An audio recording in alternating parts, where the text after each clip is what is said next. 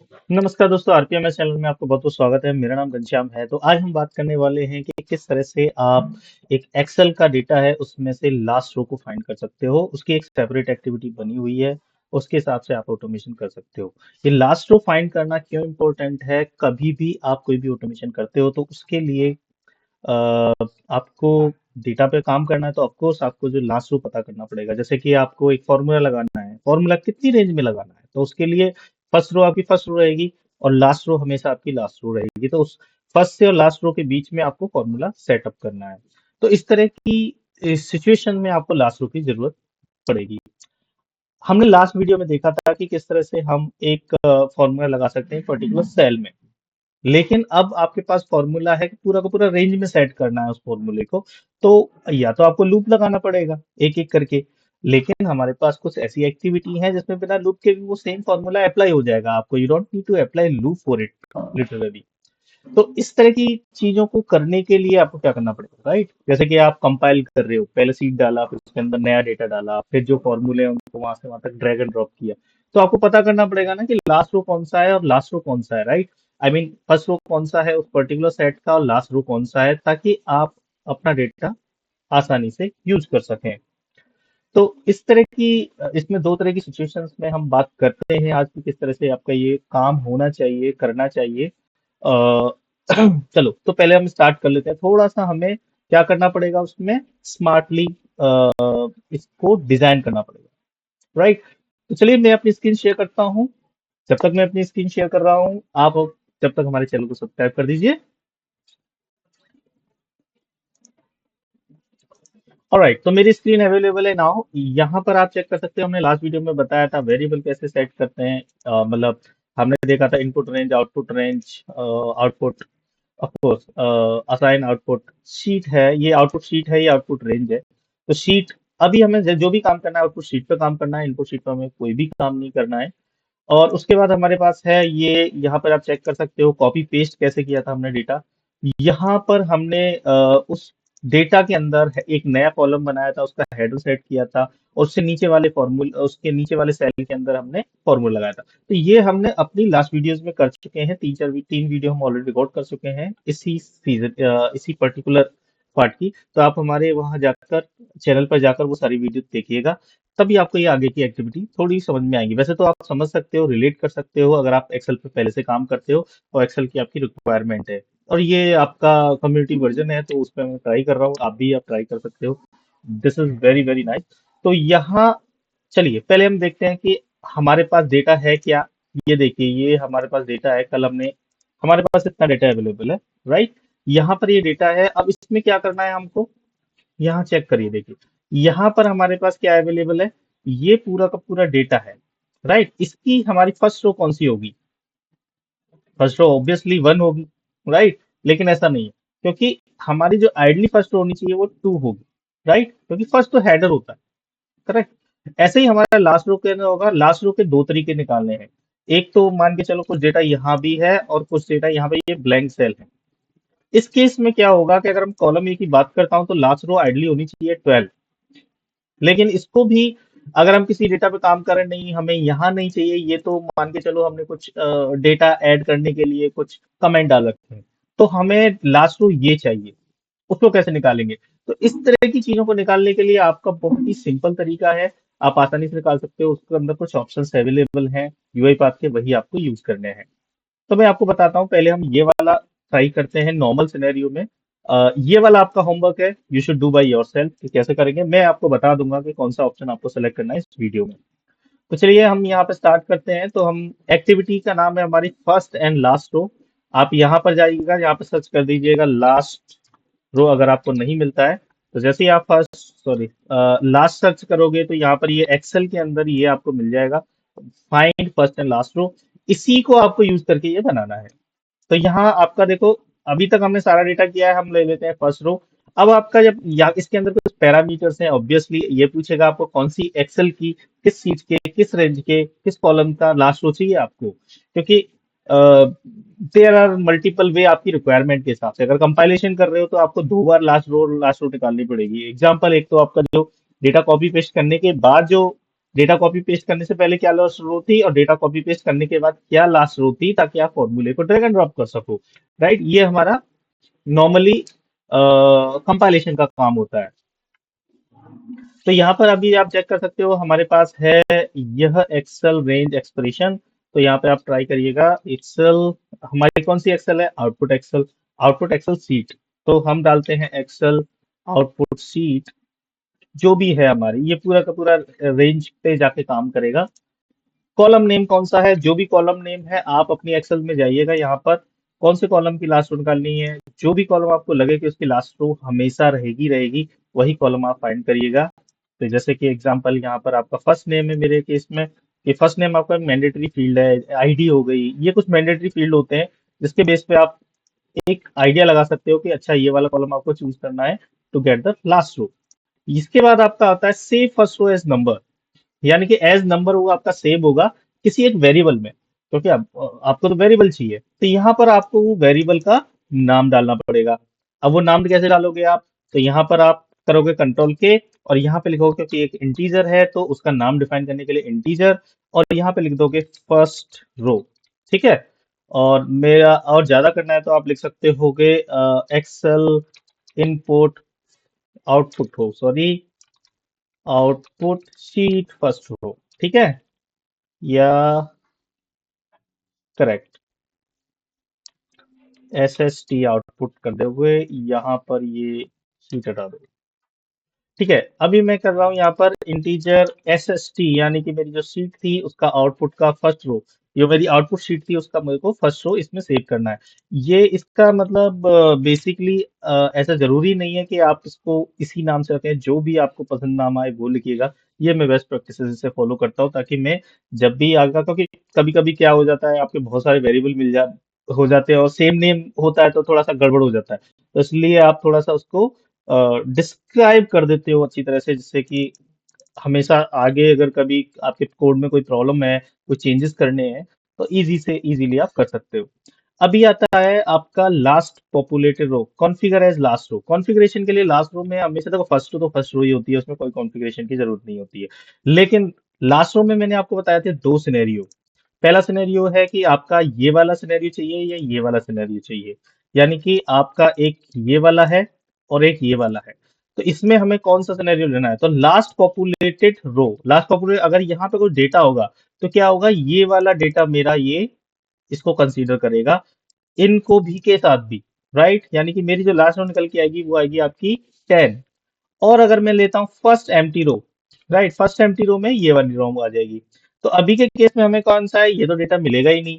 तो of course आप, हमें कौन सा करना है? लास्ट पॉपुलेटेड रो में निकालना है। तो हम क्या करेंगे, जो भी हमारी लास्ट पॉपुलेटेड रो हो वही हमारी लास्ट रो में से हो जाए।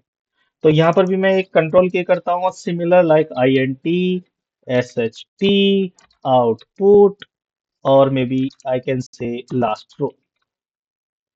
ओके, तो मैं पास्कल केस यूज कर रहा हूँ, ऐसे ही आप यूज करिएगा। तो यहाँ पर आपका आ जाएगा ये I N T S S T output last row. Last row आपके पास पता हो गई है। अब लास्ट रो में हो गया है तो यहाँ से आप इसको रन कर सकते हो।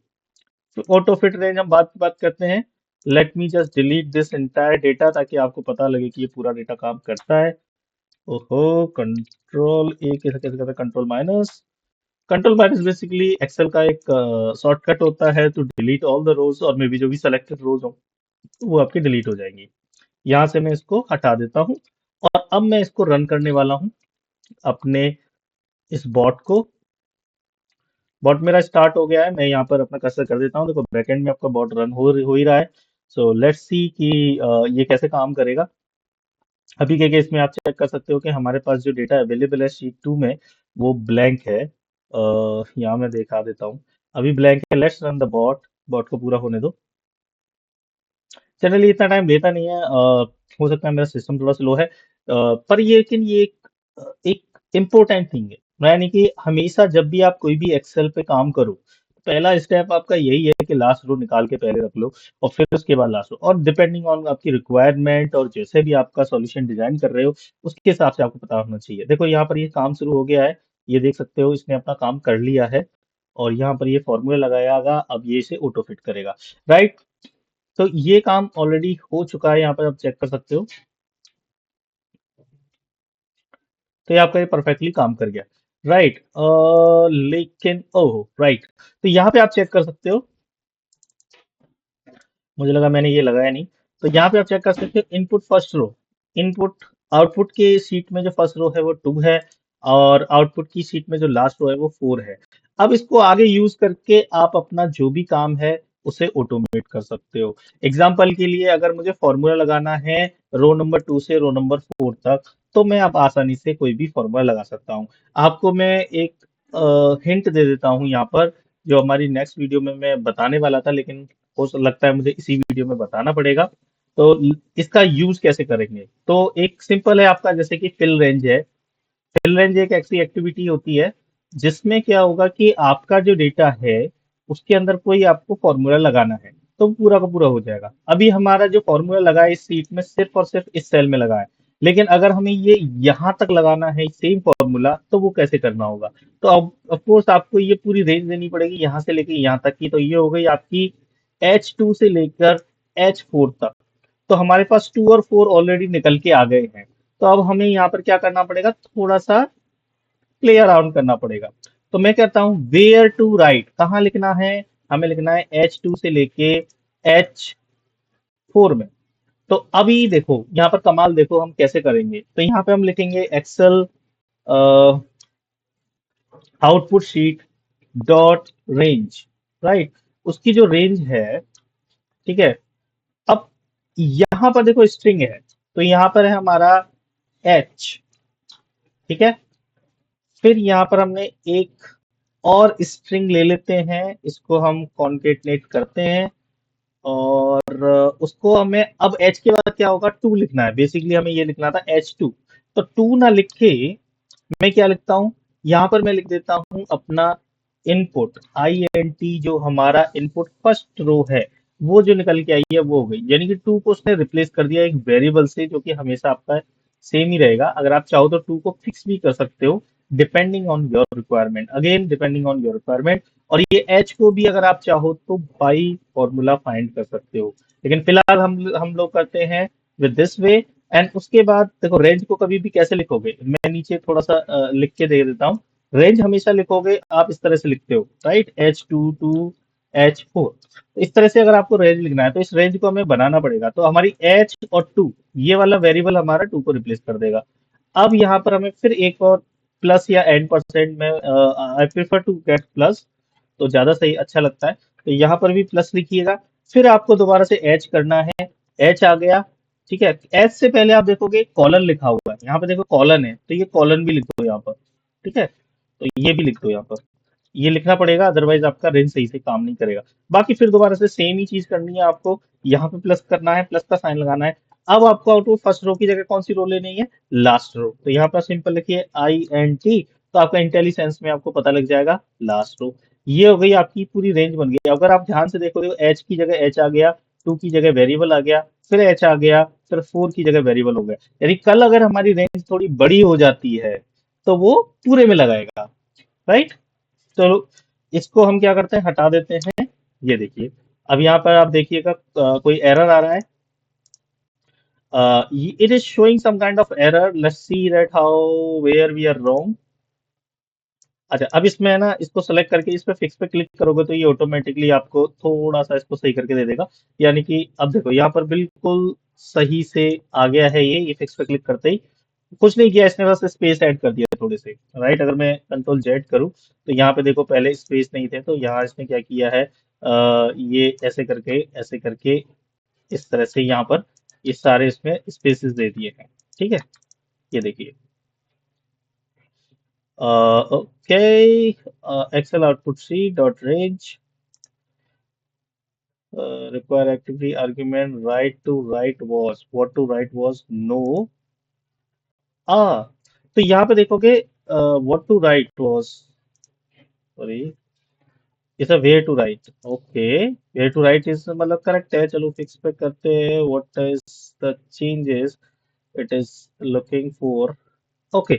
यहाँ पर टू स्ट्रिंग भी ऐड करना पड़ेगा इसको, क्योंकि जब भी आप स्ट्रिंग को मैच करते हो तो उसको स्ट्रिंग में कन्वर्ट करना पड़ेगा। थोड़ी सी वीडियो लंबी हो रही है, I am also worry about it. Now यहाँ पर हमें फॉर्मूला लगाना है। फॉर्मूला है हमारा इक्वल्स टू टुडे। मैं ज्यादा टाइम नहीं लूंगा, फटाफट से कर देते हैं इसको। तो ये हमारा अब हो गया यहाँ से फिल रेंज, यानी कि हमने फर्स्ट रो लास्ट रो ले ली। अब फर्स्ट रो लास्ट रो के बिहाफ पर हमने रेंज को यहाँ पर अब फॉर्मूला लगाएंगे। तो अभी आप देखिएगा, सेम चीज को मैं यहाँ से डिलीट कर देता हूँ। परफेक्ट। और यहाँ से हम हटा देते हैं। अब इन 3 सेल पे हमारा ये फॉर्मूला एज इट इज काम करेगा। ये मैंने रन कर दिया है, थोड़ा सा टाइम लेगा।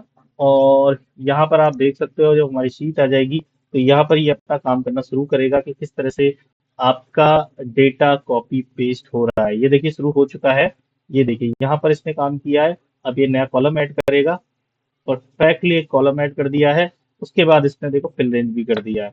अब यहाँ पे आप चेक कर सकते हो कि फॉर्मूले की अब रेंज थी जो हमारी H2 से लेके H4 हो गई है। तो हमारा जो है डेटा बिल्कुल बहुत अच्छी तरह से काम कर रहा है, जो हमने डिजाइन किया था। तो यहाँ पे आप चेक कर सकते हो, ये शायद मैंने एक डीबग लगाया हुआ है टू अंडरस्टैंड कि क्या हो रहा है। राइट। अब थोड़ा सा इसको और चेंज कर देते हैं। मतलब बहुत ही थोड़ी सी चीज चेंज करेंगे इसके अंदर। हम क्या करते हैं, आपकी जो फिल्टर कंडीशन थी, राइट, फिल्टर कंडीशन अभी तक की क्या थी? Copy fill range format H1 ये तो न्यू रो कॉलम था। कॉपी पेस्ट डेटा जो फिल्टर कर रहे थे हम लोग, यहाँ पे आप चेक कर सकते हो कॉन्फ़िगर फिल्टर के अंदर हमने लिया हुआ था अकाउंटेंट एंड एनालिस्ट। अभी क्या करते हैं, हम एक दो और ले लेते हैं हम लोग, एडवाइजर भी ले लेते हैं। ठीक है। तो अब हमारे 4 कॉलम हो गए। तो हम क्या करेंगे, यहाँ से इस एडवाइजर को कॉपी करेंगे और इस एडवाइजर को यहाँ पर ऐड करके यहाँ पर वैल्यू डाल देते हैं। यानी कि अब हमें फिल्टर में हमारा एक और फिल्टर ऐड हो गया है। राइट। As an advisor. ठीक है। ओके किया, इसको दोबारा देखोगे तो ये अब क्या करेगा, ये इस एडवाइजर को भी फिल्टर करेगा। यानी कि पहले हमारे 3 आ रहे थे, यहाँ पे देखिएगा ये 3 है। तो अब यहाँ पर एक और डेटा आएगा। और अब देखते हैं जो हमारी फिल रेंज है, क्योंकि हमने डायनामिक कर दी है, वेरिएबल अपने आप रीड करेगा। तो अब यहाँ तक लगाना चाहिए। तो ये हम चेक कर लेते हैं अभी के अभी। तो यहाँ गए हम। परफेक्ट। सेव कर दिया यहाँ पर। और हमें अपने कोड में कोई चेंज नहीं करना, क्योंकि वो पहले से ही डायनामिक है। तो लेट्स सी कि क्या कर रहा है यहाँ पर। Let's see here. और हमने जो भी अपने वैल्यूज को कॉपी पेस्ट किया है, आप चेक करिएगा यहाँ पर। ये देखिएगा, ये उसने फॉर्मूला लगाया है, फिल्टर लगा लिए अपने। और यहाँ पर ये देखिए, ये अब इसने 4 में लगा दिया। यानी कि फॉर्मूला जैसे जैसे आपकी रेंज बढ़ रही है, उतने में आपका उसने फॉर्मूला सेट कर दिया, हमें कुछ भी करने की जरूरत नहीं पड़ी। तो आई बिलीव आपको समझ में आ गया होगा कि किस तरह से आपका लास्ट रो का महत्व है। Right. Why last row is that much important to put, और उनका रेंज को आप किस तरह से स्ट्रिंग मैनिपुलेशन की मदद से एक रेंज को डायनामिक बना सकते हो। तो ये आज की डेट में हमने पढ़ा है, और दैट इज इम्पोर्टेंट। ये हमने वीडियो में भी समझाया था कि आप इसी तरह से अपने वेरिएबल के साथ और कॉलम हेडर के साथ प्ले करके आप पूरा डेटा को मतलब ऑटोमेट कर सकते हो। तो आशा करता हूँ वीडियो आपको पसंद आई होगी। अगर आपके कुछ क्वेरी और क्वेश्चंस हैं तो आप हमें जरूर बताइएगा। चलिए मिलते हैं नेक्स्ट वीडियो में। उसके में हम कुछ और मजेदार टॉपिक लेके आएंगे यूआई पाथ से एक्सेल के साथ।